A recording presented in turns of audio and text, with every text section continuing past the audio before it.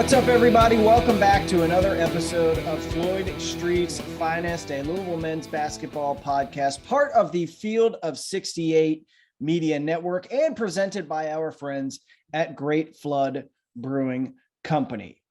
We are back for another episode. Jeff Greer here with you as usual. We've got a great guest coming on today. It is the new Courier-Journal Louisville men's basketball beat writer, Brett Dawson. He is a friend of mine. He's been in and out of this media market several times over the years, covered Kentucky, wrote at the Courier-Journal previously. He's covered Illinois, he's covered the NBA.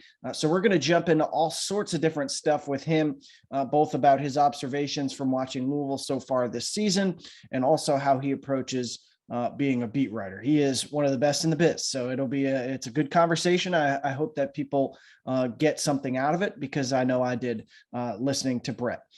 Before we do that, couple things on my mind here that we got to talk about before we get into today's interview.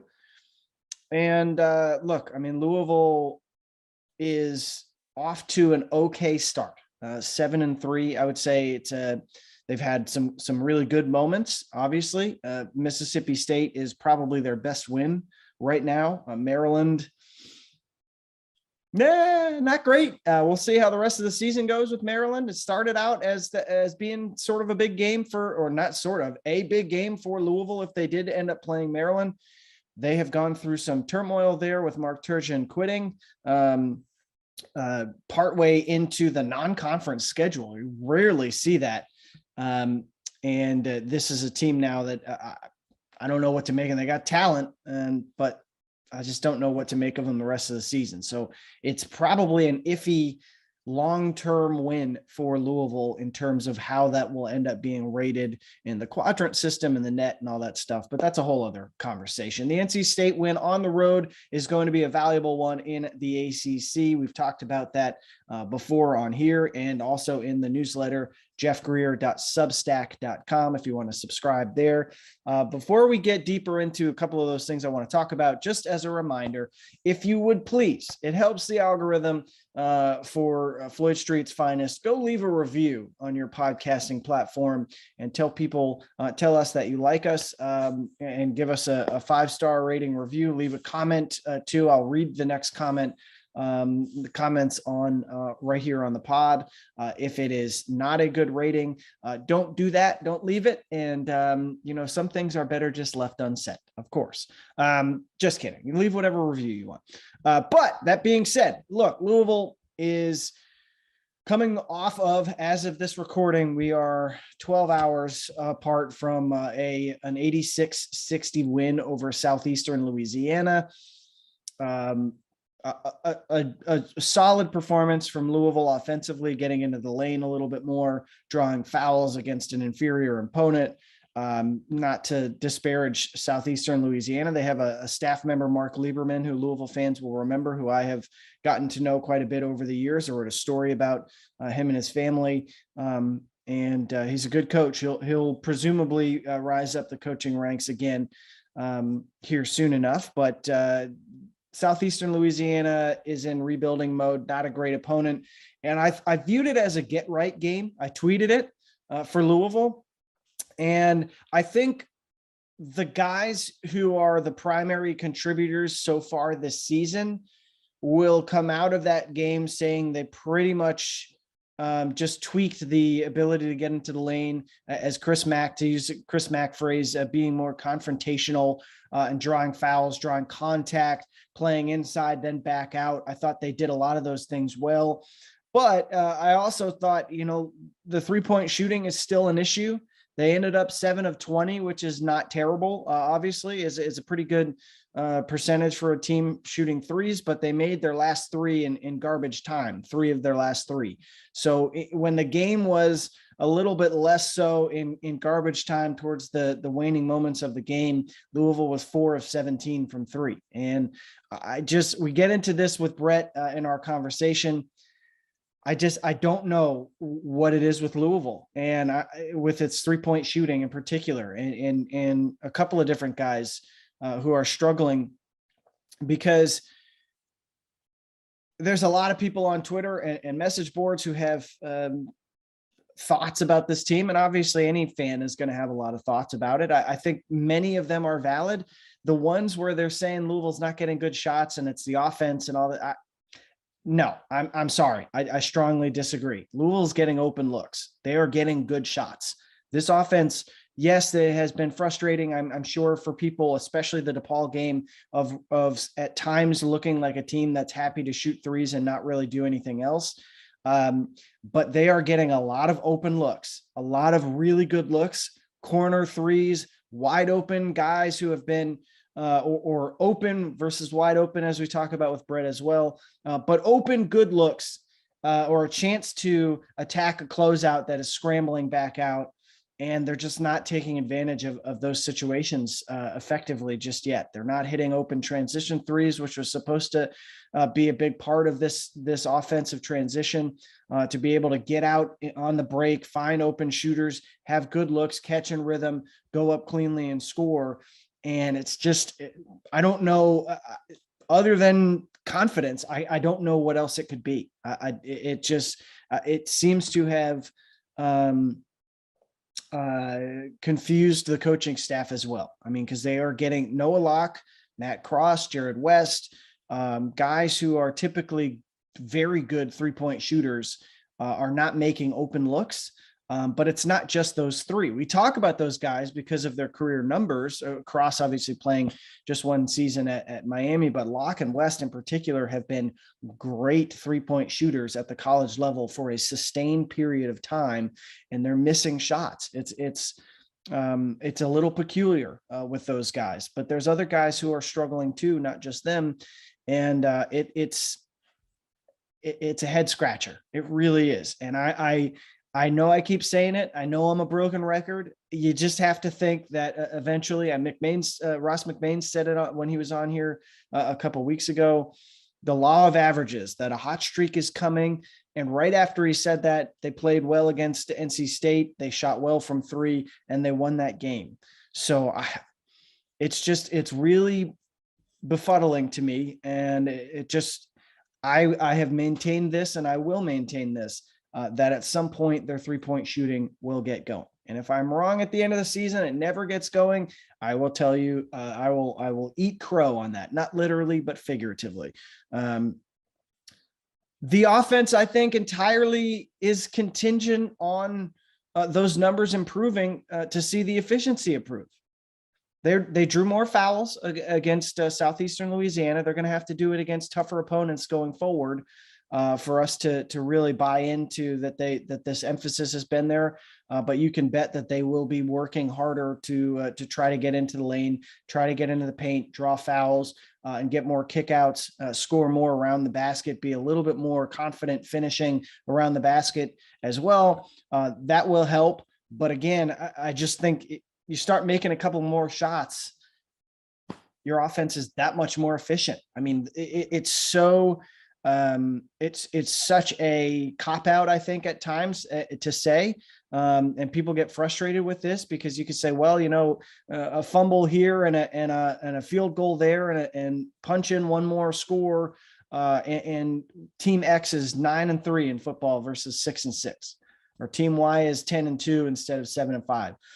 Louisville is a couple of made threes against a couple of teams away from having one loss. I mean, the Michigan State game to me is really the only game where I felt like Louisville won or lost that game pretty much fair and square. The Michigan State went on the home team run. Louisville got cold, struggled defensively to find players as the momentum was slipping away from them, that allowed Michigan State to really pretty much do whatever it wanted.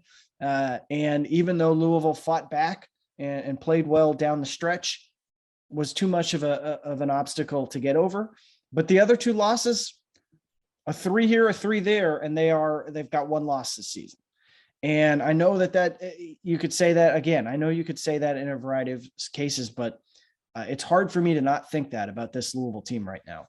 So make a few more threes and figure out whatever the confidence issue is shooting the ball. And Louisville is a very different team going forward. I don't quite get the visceral reaction still. I think losing to DePaul is just to a lot of people as losing to DePaul and is frustrating. But I don't know that I expected the losses in the particular games to be what they were, but I did expect Louisville to lose 3 or 4 non-conference games, and they're going to lose some conference games as they continue to try to work out the kinks and also figure out how they can get some of the guys that they need to get going. It has been really odd to watch the confidence and the assertiveness of some players kind of fade very quickly. And we know that if Louisville is going to be a good team versus an above average team, a top 4 ACC team versus a top 6 or 7 ACC team, they need Sam Williamson and Jae'Lyn Withers to be, even if it's 60% of what we thought they would be preseason, what people like me were saying that they were primed for this coming season. You got to get at least one of them to be starting to play the way we thought they might. And I don't know if as Max said last night, maybe moving Jae'Lyn Withers back to playing the 5 a little bit more will help him score around the basket, be a little bit more active on the rebounding front. I don't know. There were flashes against Southeastern Louisiana of him with his passing ability, his playmaking ability, but there are also, and his ability to take a defender on and score over them. But there are still some moments where you're just like, that's a guy who's playing passive at times, some bad turnovers. Sam Williamson, same thing, missing the layup on a breakaway. I think the charge messed with him a little bit. Again, we'll talk about this with Brett Dawson. The charge is just, come on, we got to figure that out in the college game. I know we've all been saying that for years, but too many charges, too easy to draw them, too easy to call them, and or too easy for the referees to determine that they want to make those calls. Anyway, you got to figure it out with Williamson, how to get him into more dangerous positions. He was in those earlier this season. He had a couple of good games. So how do you tap back into that with this group? Defensively, Louisville looks good. They look really good. They have been, after the first 4 games, people really frustrated with the rebounding. They have been very good rebounding since. They had, I don't think they were great against DePaul rebounding the basketball, but overall they have done a good job. And the defense has been elite. It is, I think, 12th in the country in KenPom in efficiency. It has been a very good defense. Malik Williams is playing really, really well the last 7 games or so. Really well. He has 1 game this season where he did not get 8 or more rebounds. He has 3 double-doubles. Jared West has been really, really good. Dre Davis has been good. Noah Locke, for all of his struggles on the offensive end, is a helpful defensive player for Louisville. And Matt Cross has been a helpful defensive player for Louisville. So they've got guys who are doing good work defensively. It's just a matter of catching the offense up, because if you catch the offense up even remotely, your team takes a significant step forward. I realize all of that is easier said than done, but I'm not overly high on Louisville. I'm not overly low on Louisville. They're 7-3. I'm still in wait and see mode with Louisville, because I don't think that they have played I don't think they've played too many games yet where it has felt like, okay, this is Louisville this season. And maybe that's how they're going to be all season. And maybe this is all off and they're just going to be this way all season. And they go maybe 19-12 or something like that, 18-13. I don't know. I don't know, but I'm still waiting to see closer to what Louisville looks like. I think we saw it a little bit in the Bahamas, but clearly they have struggled to tap back into that. They did it for 2/3 of the game against NC State, but they also gave up a big run to NC State. So I'm still in wait and see mode. The games are the get right games don't exist anymore. Western Kentucky, as of this recording, is coming up in a few days. That's a tough environment. I think Louisville should win that game, but it's going to be an interesting challenge. Jamarian Sharp has been volleyball spiking blocks right and left since he moved into the starting lineup for the Tops. I've done a couple of play-by-play calls of their games this season. He had a triple-double with blocks as the third stat in one of the games I called. Davian McKnight is super athletic, real physical guard, is going to be a challenge for Louisville's point guards. That's going to be a really fascinating matchup there. And they have some athleticism on the wings, and they're a good shooting team.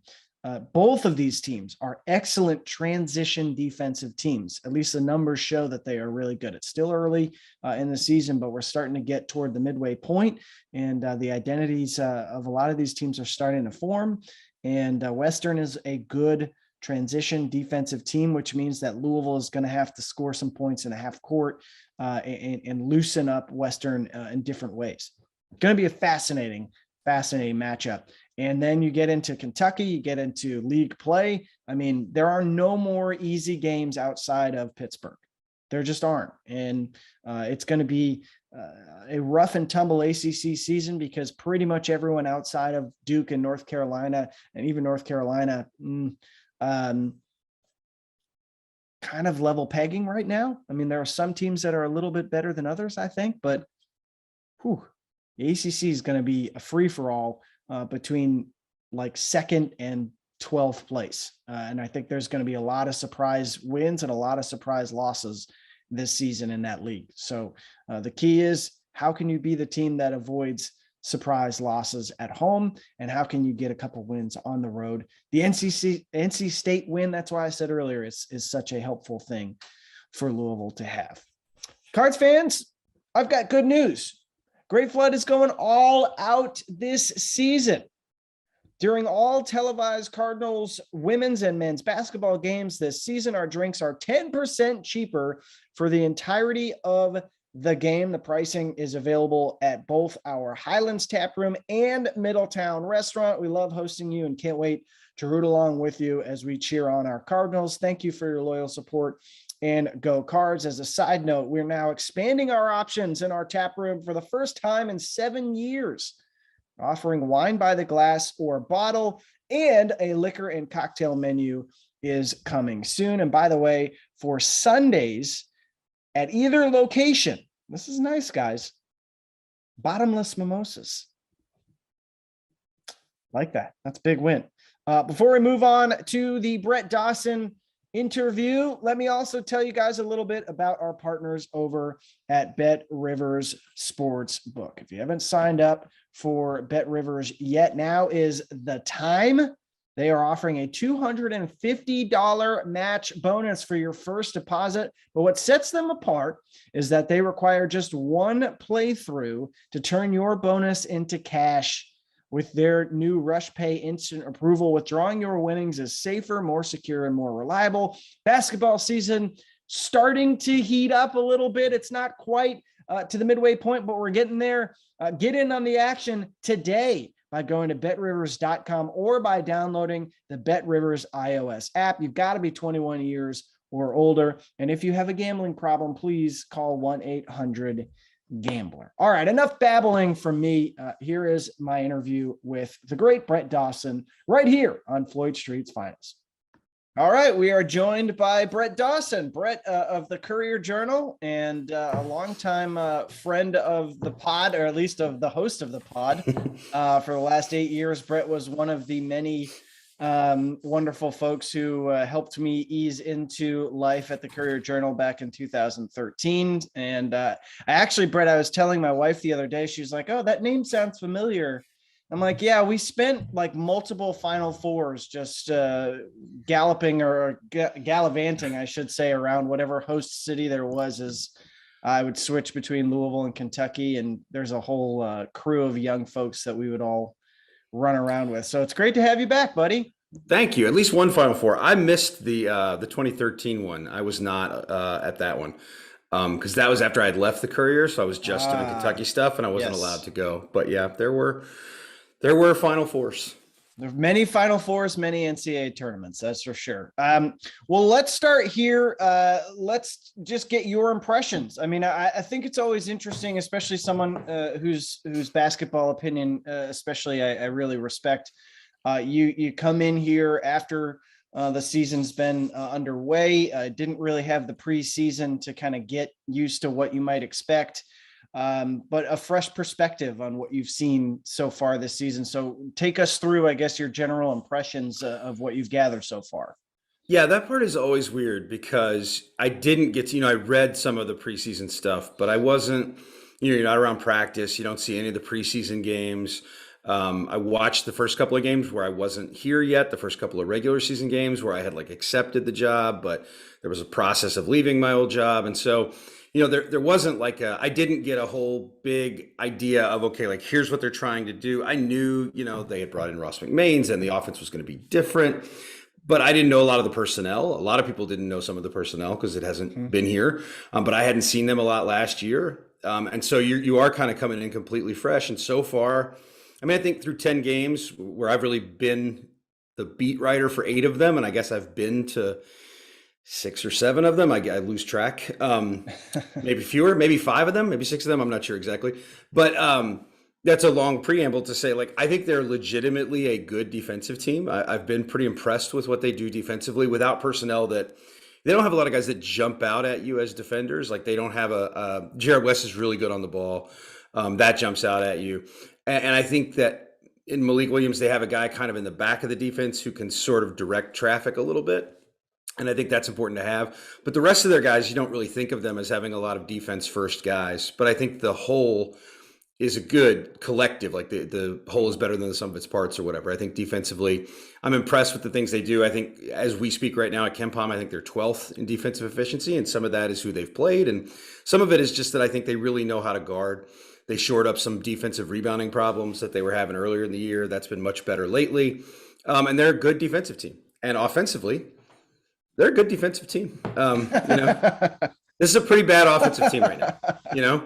They are not a good offense. And it's weird because as I said, you don't think of a lot of their guys as defenders. So I think you think of some of their players as offense first guys. Mm-hmm. And yet, I think if you were going down the list of guys you would sort of expect to be their better offensive players, I don't know how long it would take for you to get to Malik Williams. And yet lately he's their most consistent offensive player, I think, because he's kind of doing what they want him to do and not doing a whole lot more.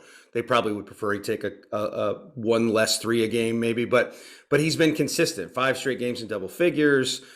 He's kind of figuring out that he doesn't get to pick and pop every time. He needs to roll some. His post-ups have been pretty efficient when they've done it.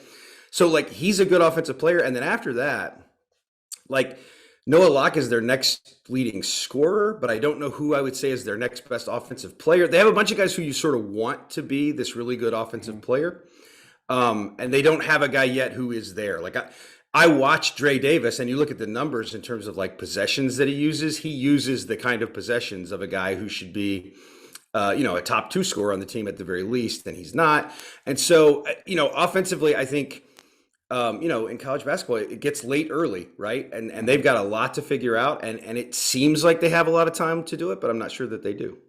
Yeah, that's the thing is you keep saying, oh, it's early. And next thing you know, you've got one more, or 2 more non-conference games, and then league play kicks in. And while it hurts me to say this, that Pittsburgh, my alma mater, is the worst team in the league. And there's maybe 1 or 2 others where you just really cringe at what they've done so far this season. This league is not great, which is a problem when you are among the teams that is the most among the most inconsistent teams that you just don't know. Like they could play NC State 10 times, and I would feel confident thinking that maybe it's a 5-5 split or 6-4 because we don't know which team is going to show up, especially offensively. The one thing, Brett, that has stuck out to me that I keep going back and forth on. You have to think that the guys who career-wise have been good shooters will figure it out. But there also has been some shot selection and where these guys are, or shot selection questions, and where these guys are being used in this offense that maybe contributes to some of the struggles. But you mentioned Noah Locke. Jared West is not shooting it great from 3 compared to what he's used to doing. Even Matt Cross has had some issues as well. What do you make of that in particular, that the shooting has not been what we thought it would be with this group? Yeah, it's interesting because I think sometimes you would say, well, are they not getting any good shots? But they are getting some. I mean, they are getting some pretty good shots. I think, at the beginning of the year, I watched Noah Locke for the first 2 or 3 games, and I thought, like, would he rather not be set? Like, would he rather be drifting a little? He seemed to shoot better when he was a little bit higher degree of difficulty, but he's also gotten some pretty good shots. Matt Cross, I think, would tell you he's gotten some shots that he wants and just hasn't made them. I don't think Jerry West has gotten terrible shots. L. Ellis, I don't know what L. Ellis is as a shooter yet. What I know is he's a good finisher. He's a really good athlete. He's great in transition. Is he gonna make shots? I don't know. But I wonder about some of the, Chris Mack has driven the point home so much the last week about getting the ball in the paint. And that's not just about posting up, and it's not just about screen and roll. It's part of that is about getting the ball inside to get it outside, getting guys those good kind of kick out. He calls them feet set threes. Again, I'm not sure Locke wants those. I think he wants feet moving threes a lot of the time. But yeah, I think he's right in the sense that you want to start there. You want to start with some penetrating pitch. You want to start with some, not necessarily posting up. They don't have great post up players, but they were pretty good at it last night against a bad team, for example. But I do think it's about generating better shots. The thing is, I do think I would love to have the data, like when you cover the NBA, you get data on like open versus wide open versus contested. And I'd like to know those numbers on these guys because I feel like they've missed more than their share of open shots. And those are the ones you think, okay, that will come. Like those guys, if you keep getting those guys those shots, they're going to go in. Some of the other ones, I don't know. Like they may not have guys who are going to create 3-point shots. That just might not be a thing where they're going to get guys who make them off the dribble. And they might have to really start to phase those out, as I think Chris Mack is trying to do. Yeah, that's the thing is, I try to filter the message board / Twitter noise because as the coach down the road would say, there's a lot of basketball bennies around who he said, I've never heard that phrase before. Just only there. I've never heard it. I've only heard it once or twice. But no, it's there's a lot of people who don't think that their offense is doing what it's supposed to do, and I think it is for the most part. I mean, I think that their inability, if they could combine, I've talked about this with a couple different people, if they could combine the skill set of a few different guards into one guard, that would help them a lot. But I agree that with everyone's point, I mean, that they're having a hard time getting into the lane and breaking people down off the dribble and creating, but it's not like they're getting no good looks. They're missing open shots. Noah Locke is missing open shots. Matt Cross is missing open to wide open, to use the NBA phrasing, as you said. They're getting lots of good shots and they're just missing them. And I don't know, that's just bizarre to me. Yep. I do wonder, I mean, they're going to have to, when Chris Mack talks about getting in the paint, they have to engineer that a little bit. It's got to be some screen and roll. It's got to be setting really effective screens. I don't think they're a great screen setting team at this point, and they probably need to be, because they don't, other than Ellis. And even Ellis is more like a secondary break, beat his man off the dribble. He's like he reminds me a little bit of a guy I covered in my youth, D Brown at Illinois, who's great in transition, but not really a break you down one-on-one kind of guy yet. We haven't really seen that out of L. Ellis. He's good on the move. He's less effective when he's in a half court and he's got to make something happen. And that may come, by the way, because that's like a later adjustment for a lot of guys who are new to this level. But I do think, like, who is the guy you would say, like, oh, the game's on the line, I want this guy with the ball in his hands to go make us a play? I don't know who the guy is who you trust to go make a play. And I feel like that needs to be maybe Davis, but it hasn't been. Yeah. The Michigan State game, the conversation started to be, is Ellis the guy? Because he carried them to that point, got them back in the game. And then he still had the moment where I think he still thinks through, like, this is what I'm supposed to do, versus knowing the situation and recognizing that read is not there, that pass is not there. You've got to figure the next thing out. Also, by the way, lost the ball at the end of the game and stood there and looked at the ball on the ground, which was not a great look. Not a great look. The rest of the season, are you still kind of game to game, trying to figure out if you can project what's next for these guys? Yeah. I think the one thing you can say right now, and this was even really true against DePaul, like they're a good defensive team. They gave themselves a chance to beat DePaul. And I'm not saying DePaul is like some world beater, but they're 9-1. Like they're solid. pretty, Yeah. They're a pretty good team. And like they did that. They beat Louisville without Freeman Liberty doing anything, and that's they did a great job on him. That's what you talk about Jared West being so good on the ball. He was great on him. It's just that they couldn't stop the other guy. So that was a problem. But like their defense gave them a chance to win that game. And I think their defense will give them chances to win games. I mean, based on what we've seen so far, would you expect anything but like a rock fight when they play Kentucky? Neither team really seems like they can score, and they both seem like they'll guard pretty hard. And I think that's Louisville's situation. I think they're gonna be in most games. And so I don't think they're a bad team. I don't think they're a team that's gonna, I don't think they're gonna be. I think they'll be a better than 500 team in the ACC. I don't think the league is great. To your point, how much that matters is up in the air, because how many quality wins do they have a great opportunity to get? I don't know. They're going to need to seize most of the chances they get to do that if they want to have a decent seed.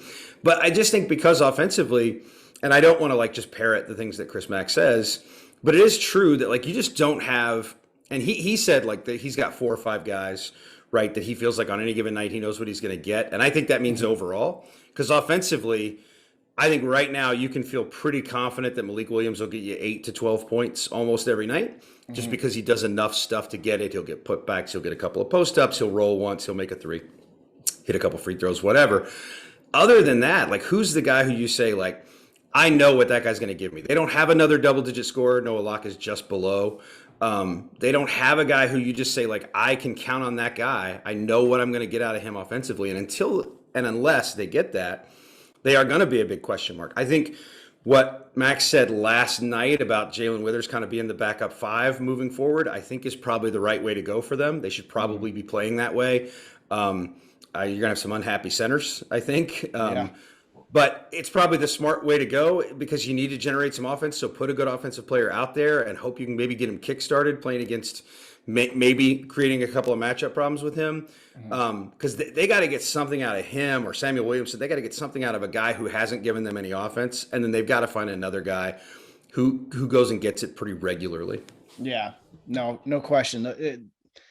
Those 2 guys, it's so bewildering where their confidence and assertiveness has gone. Williamson had a couple good games earlier this season, but they have just been, it's very bizarre. It's Mississippi State, I think, right, looked unstoppable. Just they couldn't guard him. He got where he wanted to get. He got to his spots and he made shots. He had a good mid-range game working, which, by the way, is I know a lot of people hate it. The mid-range game is like really valuable if you can make the shots. Yes. When I cover Billy Donovan, he used to always say the good shots are the ones you hit. And like, so the mid-range shots are good if you can make them consistently. And the shots he got against in that game were I think it was, I want to say it was Mississippi State. It was in Mississippi State or Maryland. I'm pretty sure it was Mississippi State. I think it was Mississippi State. Yeah.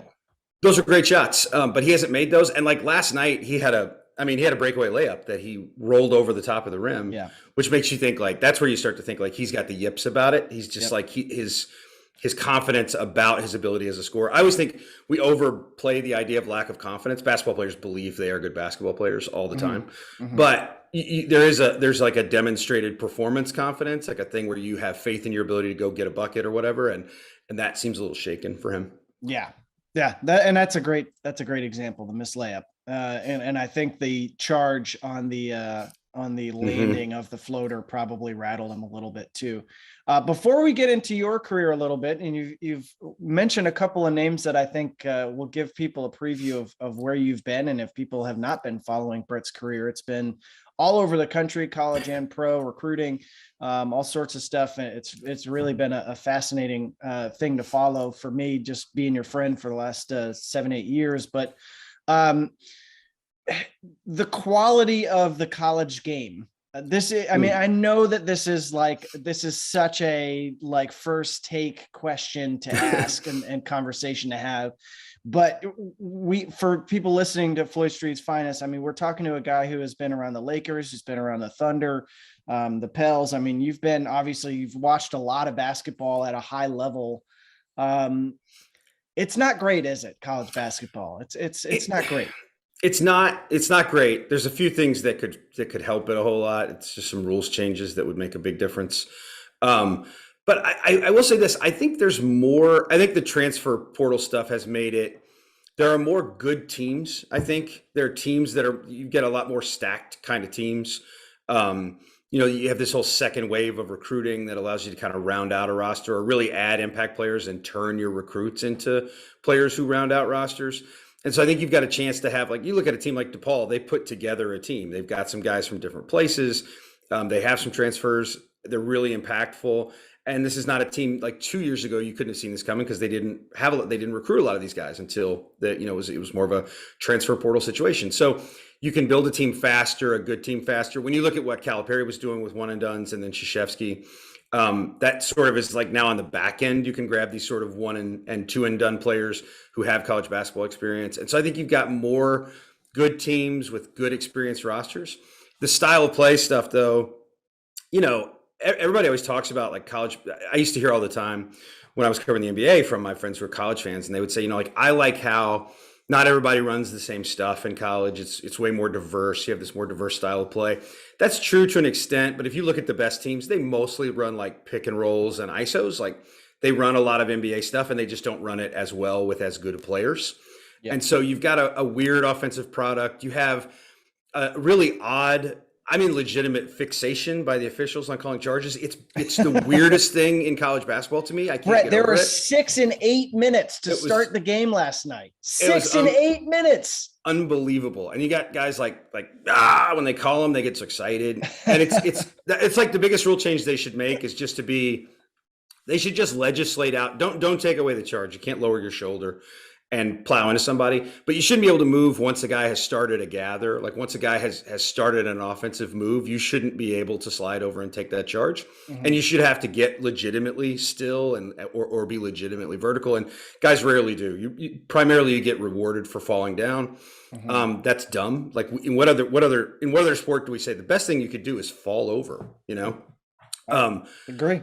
So that part really bothers me. And then I think some of the stuff that's happened, basketball it's like every sport kind of that trickles down. So the highest level, everybody wants to emulate the highest level. Well, like the guys in the NBA can do things that the guys in college can't do. And so some of the 3-point shooting stuff, I don't know that it's great for the college game. Like I think the shorter 3-point shot, it spaces you out a little less. So like the stuff that works, the reason that there's so many 3-point shots in the NBA is really it's creating all the space. You've got better shooters, obviously. You got more guys who can shoot it from 2 and 3 steps behind the line than you've ever had. But also that just opens up all this other stuff. And because the line is shorter in college and because the players are just less adept at playing basketball, like I don't know that the 3-point shot is creating as many other things. And so what you get is just a bunch of guys taking a bunch of threes that aren't necessarily the best shots for them. And so like you've got an offense that isn't really built to emulate a pro offense, and they're all kind of trying to do it. Yeah.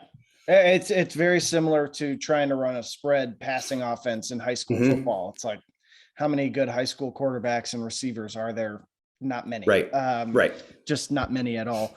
Well, let's finish on this note, Brett. For people who are learning about you for the first time, I don't know where you've been, if you've been following college basketball in the state at all, or follow the NBA at all, but walk us through your career, because it has been, you've made a lot of stops along the way, and the road has found you back home again. Yeah. So my first real job, I covered Illinois, as I mentioned, D. Brown and those guys. I covered Illinois back the last time Illinois was good. I went away and Illinois got bad. And then, by the way, I should point out, I stopped covering Illinois, and they haven't been to a Final Four since. And the same thing is true of Kentucky. Has not been to a Final Four since I left. So, as I told somebody, I think I might have told Mike Rutherford this. Sorry to mention his name here in this space. No, he's a friend of the pod. He's been on 3 times. I know. He just seems to hate you on Twitter as well. He does. It's okay. But yeah, I told Mike, Louisville fans should worry much less about me coming here and much more about me leaving, because nobody ever goes to the Final Four after I leave. But so I covered Illinois at the Champaign News-Gazette. Then I was at the Courier-Journal before, covering Kentucky. Yahoo hired me away to run a rival site and cover Kentucky for them, and did that for a few years, and really. I think people have this expectation when you're at a rival site that it's going to be like a rah-rah, pom-pom waving thing. And that's not really how we did things at our site. And so that frustrated some Kentucky fans. I never, so I had some things where I didn't see eye to eye with management there. And I was just ready to go. And I had always wanted to cover the NBA. When I was at the Courier, I had applied for a number of NBA jobs. This was just something I wanted to do. And I think, to be honest with you, like not only wanting, I had always wanted to do it, but then I think being around a bunch of guys who came for a year and left for the NBA made me want to do it even more. For some weird reason, it was like, hey, they're all going. I want to do what they're doing. So I quit my job at Rivals and I moved to New Orleans. And essentially, I was a freelancer. I was what they called a full-time freelancer. So that's a polite way of saying I just worked a lot for freelance money. I still didn't get insurance. I had to pay for my own insurance and all that stuff. And basically, like, went down there to cover the Pelicans in desperation mode. Just basically said, like, I've got to have a great year of covering this, turns out, horrifically bad team. They weren't supposed to be bad, but they were. And I got to turn this into a full-time job somewhere, or else I've just made this huge mistake leaving this, the Rivals job. The money was fine, and it was, it was a good situation. And I got very lucky in that I did turn that into a job at the Oklahoman, covering the Thunder in OKC. Did that for a couple of years. Then the Athletic hired me away from there, and I covered the Thunder there for a year. Then I went out to LA, and basically we had like the Athletic had a sort of NBA coverage team in LA. So we had Bill Oram on the Lakers, Jovan Buha on the Clippers, and then I kind of was like this NBA catch-all guy in LA. So I was primarily the second guy on the Lakers. And then also I was the guy I was like a secondary kind of guy on the Clippers some. So I did that for about a year. And then we had a situation where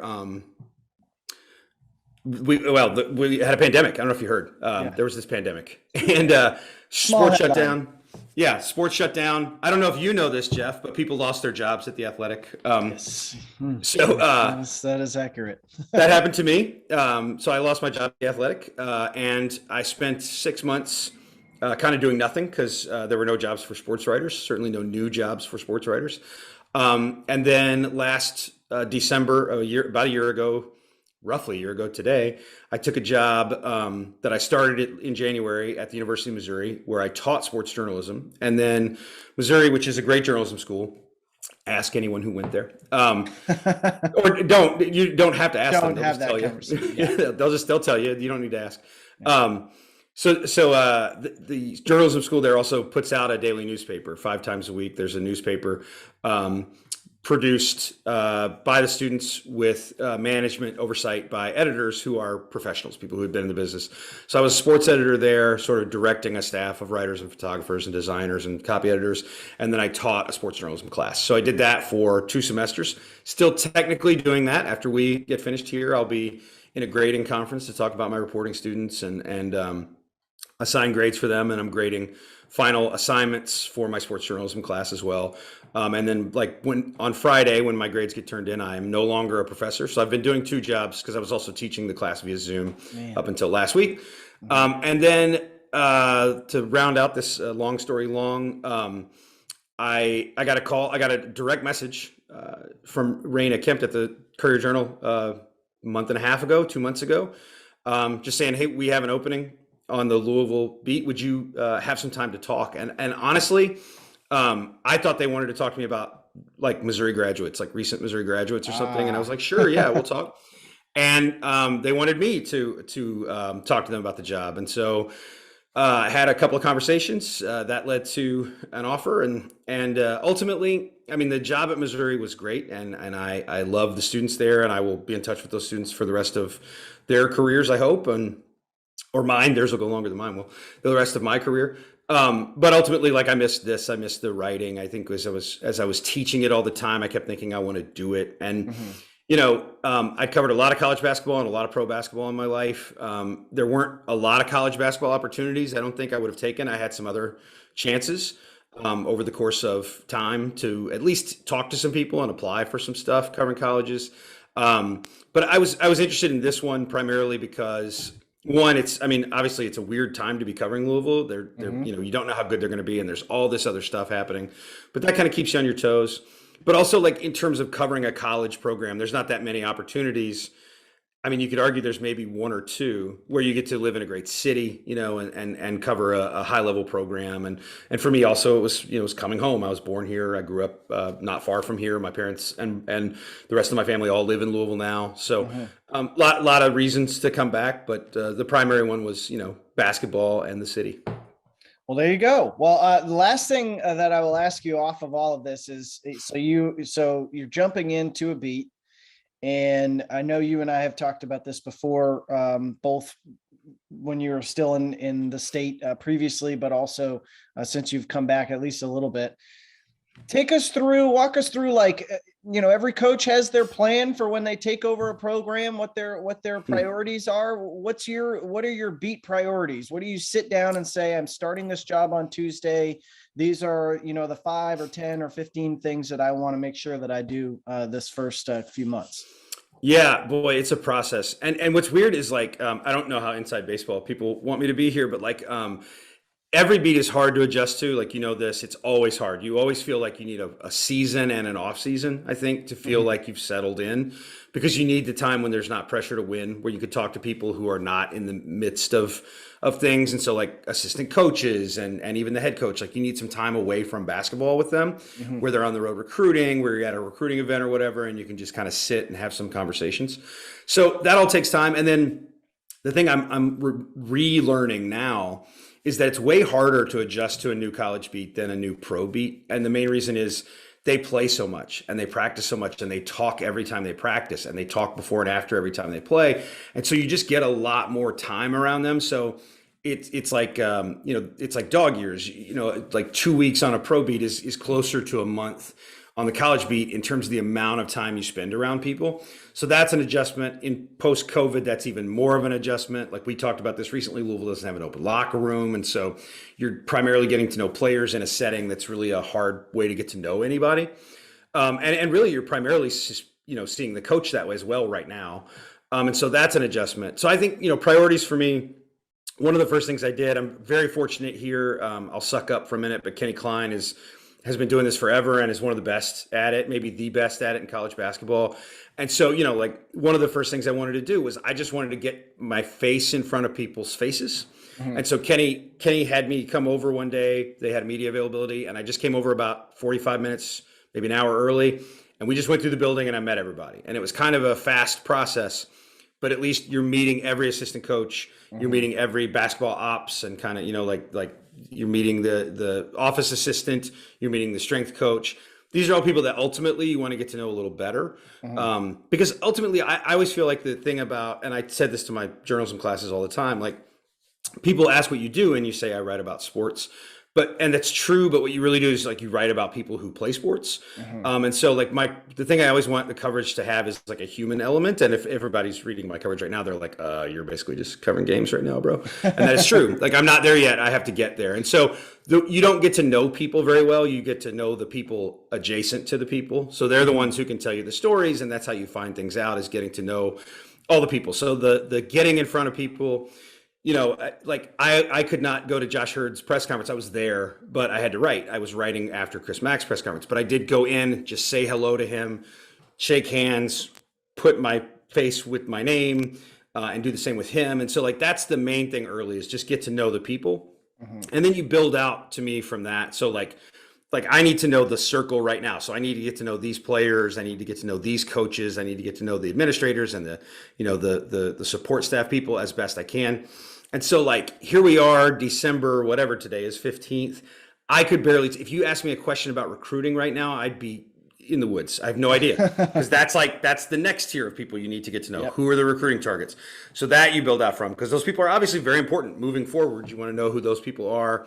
Those are the people in sports writing. Again, this is like, some inside baseball stuff, but that's where your best bet for building relationships in a lot of ways is do it before they get here. And so you start there next, like that's the next phase.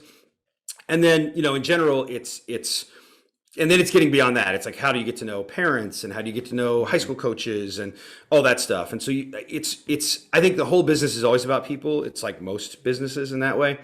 And so it's getting to know people, but in the very beginning, it's like, okay, who plays center now for them? Like it's it's still that kind of stuff. So I'm still in the very early process of learning a team. And I do think it takes a year to do this the way that you want to do it. It's a process. And that doesn't mean you don't write good stories the first year. Hopefully there will be some. Hopefully there have been some, and hopefully there will be some. But yeah, it is definitely a process that takes quite a bit of time. Yeah, no question. Oh, wonderful. Friend of the pod, Lily the dog, just came in here and yapped right next to me. That's really good stuff. Is that the first podcast barf?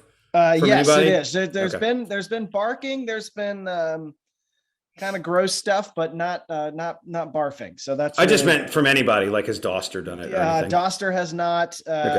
Goodman has not. No, the only person who's barfed, and it's just with his words, is Mike Rutherford. So yeah, it's fair. But no, it's a great point, because I will never forget. I went to a toy drive at Meyer with Louisville basketball, like early in my first season on the beat. And just had a chance to kind of like follow Russ Smith around with a little kid while they were shopping together. And obviously COVID makes that impossible to do now. And talk to Patino a little bit in the back room while they were getting everything ready to put in trucks and get to kids. So it takes, it's a whole process, man. It's a big process. Let me tell you, when you cover the NBA, I covered Russell Westbrook's shoe launches and his t-shirt design launches and his book party and all that stuff, because it's like every chance you have to be present around them. I went to I was just thinking about this the other day, because it was about a year ago, a little more than a year ago. I think it was January. But like when I was covering the Lakers, I went to Anthony Davis's Ruffles flavor party, launch party.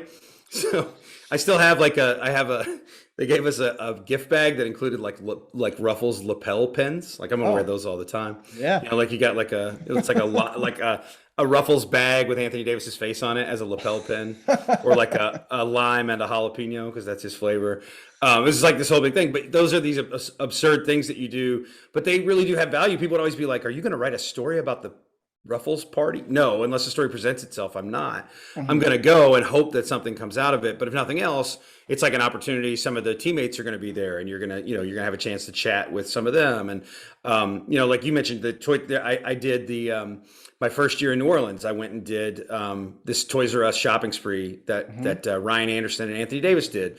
And it was a chance to just I spent some time with Ryan Anderson. I hadn't really done that before. And so that's a guy that you cover.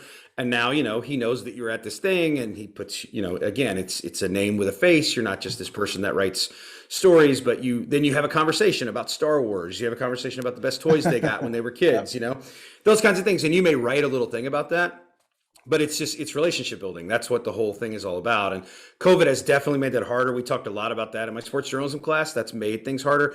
And I think fans sometimes will say, the media always complains about not getting more FaceTime and it's their egos. They just want to be around people or whatever. It's really in service of the people who read the stories that we write and the work that we do. So true. So true. The better we know those people, I don't care about knowing those guys so that I can say, I once talked to Ryan Anderson about Star Wars, I don't care about, I'm not writing a memoir here. This isn't for me.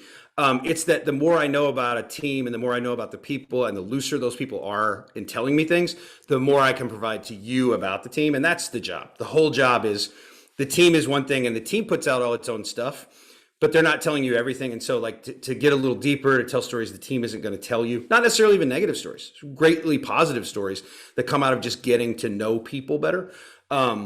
That's in service of the audience. It is not for me. It is not for the people who, so when you hear people say, I try never to do this. I try not to go on Twitter and say, I went all the way to this game and they brought one guy out and sat him at a podium for 5 minutes. I don't, because nobody does care. But when people do complain about that, there's a reason they're doing it. And it's not like, oh, this is, this put me out. I wasted my time. It's really because they want to do the best work they can do. And they know the best way to do that stuff and give you the best story is by getting to be around these people. Yeah, you're preaching the gospel, man. You're preaching the truth. I know, and I'm sure people are listening, being like, "He's just bitching about how he doesn't." No, it is funny though. There's a screener question that my wife now asks when I leave for things. It's, are you working at this, or is this keeping up appearances? Those are the two questions. I say both. So it is what it is. Well, Brett, I've kept you long enough, but as always, enjoy talking to you. I think people will find this conversation very interesting. I know you don't need it, but best of luck with this beat. You do a great job. I do need it. As I told you, I'm just starting. I don't know what I'm doing. I'm trying to figure it out. It's an alumni chat, a Courier Journal alumni chat, and you're an alum and a current. It's a rare. Yeah, I don't know what the name. I don't know what the word for that is. But I don't. I'll invent something. A columni. I don't know. Well, thank you so much, man. I appreciate it, and I know I'll be seeing you pretty soon here. Thanks for having me, Jeff. Really appreciate it.